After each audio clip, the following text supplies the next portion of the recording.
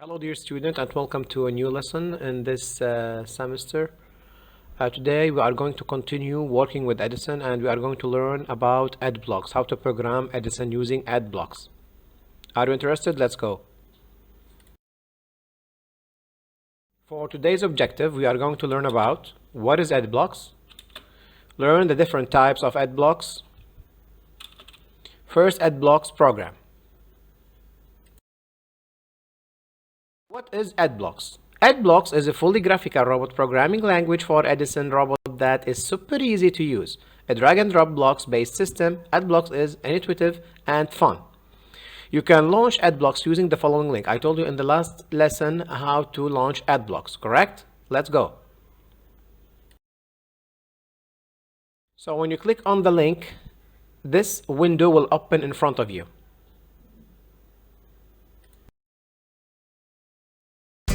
Let's get started with edblocks. Using edblocks is easy. Just drag and drop the blocks you want to build a program. Simply click on a number to change a block's duration.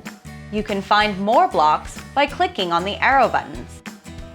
Once you've built your program, you can download it to your Edison robot. Connect your Edison to your computer using the EDCOM cable.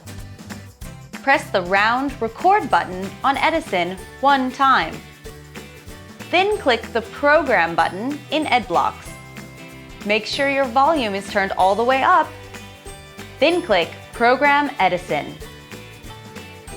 Edison will follow your program one block at a time. edblocks makes it easy to experiment with programming. With over 150 blocks, there's so much you can do.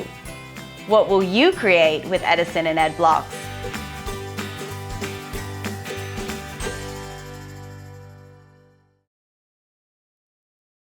Let's talk about the different types of edblocks blocks.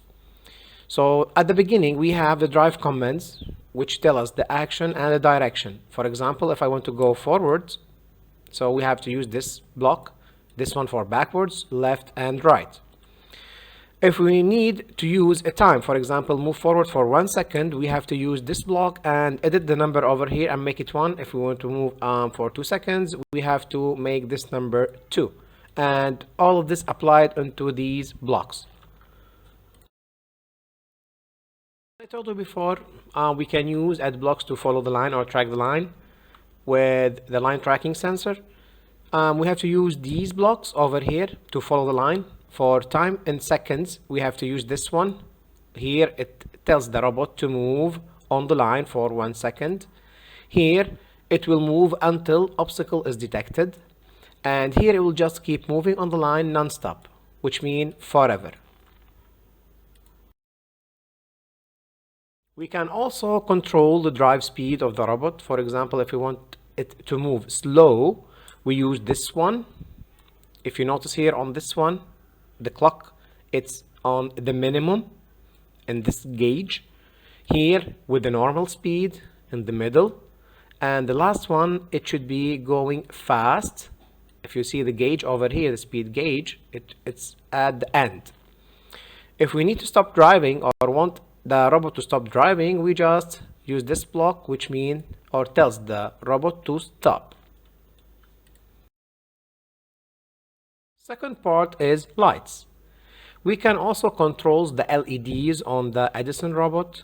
If we want to turn them on or switch them off, we have to use these blocks. So the first one is both LEDs are on. Here only the red LED is on. This one only the left LED is on. If we want to switch off the LEDs, here it will switch off both the LEDs. This one it will switch on the right LED, and this one will switch off the left LED. Here I'm going to talk about the wait until condition. So the robot will wait until you do an action before it run the program or start the program. The conditions are as follows. Wait until the time in second for 1 second to start the following action. This one, when I clap once or one clap is detected, it will run the program. or the following blocks, the onward blocks. In this one, 2 claps is detected. It will run the program. Round button is pushed. If I push the circle button on the robot, it will start the program. Triangle button is pushed. It will start the program. We have another conditions here. The light is on left side. If we have a light or torch on the left side, we'll start the program. Here on the opposite, on the right, this one left, this one right. Here, if a white surface is detected, it will run the program.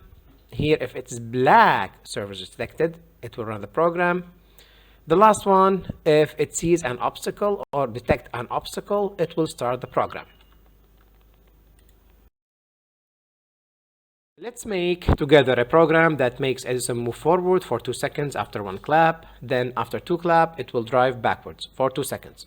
Using the blocks that we talked about earlier, we can use when or after I clap once, I should use this block to move forward for 2 seconds.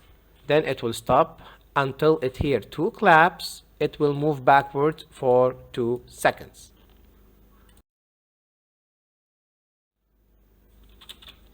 I hope you enjoyed our lesson for today, and thank you for your attention. Stay safe, and I hope to see you soon. Good luck.